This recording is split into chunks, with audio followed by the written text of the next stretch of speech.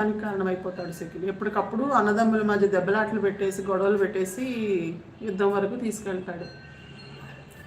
అంటే ఇందులో ఉన్న గొప్పది లెసన్ ఏంటి అంటే, మన చుట్టూ ఉండే వాళ్ళందరూ మన మంచి కోరే వాళ్ళని ఎప్పుడు అనుకోకూడదు. మనల్ని అతిగా పొగిడే వాళ్ళు కానీ, మన చుట్టూ తిరిగే వాళ్ళు కానీ, నీకోసమే నేను అని చెప్పేవాళ్ళు కానీ ఎవరైనా సరే ఒక్కోసారి మన ఫ్యామిలీ మెంబర్స్లోనే మనకి చాలా చెడు చేసేవాళ్ళు ఉంటారు. అదొక చాలా గొప్ప ఒక మిర్రర్ లాంటి క్యారెక్టర్ అది. శకుని క్యారెక్టర్ తీసుకుంటే మీ ఫ్యామిలీలో మీరు అబ్జర్వ్ చేసుకుంటే అలాంటి వాళ్ళు చాలామంది ఉంటారు కదా.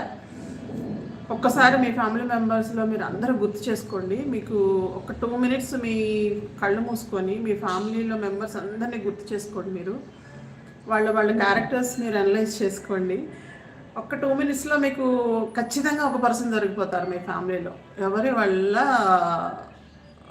సిబ్లింగ్స్ మధ్య గొడవలు అవుతున్నాయి, లేకపోతే బ్లడ్ రిలేషన్స్ మధ్య గొడవలు అవుతున్నాయి, ఫ్యామిలీ మెంబర్స్ దూరం అయిపోతున్నారు, వైఫ్ అండ్ హస్బెండ్ దూరం అయిపోతున్నారు, ఫ్యామిలీలన్నీ సెపరేట్ అయిపోతున్నాయి. ఇది ఒక్కసారి మీరు ఆలోచించుకుంటే, ఒక్కసారి మీరు అనలైజ్ చేసుకోండి. మీకే ఖచ్చితంగా ప్రతి ఫ్యామిలీలో ఒకళ్ళు కనపడతారు అట్లాంటి వాళ్ళు. సో ఇక్కడ ఒక లెసన్ ఏంటి అంటే, ఖచ్చితంగా ఉంటారు వాళ్ళు, మనం ఏం చేయలేం.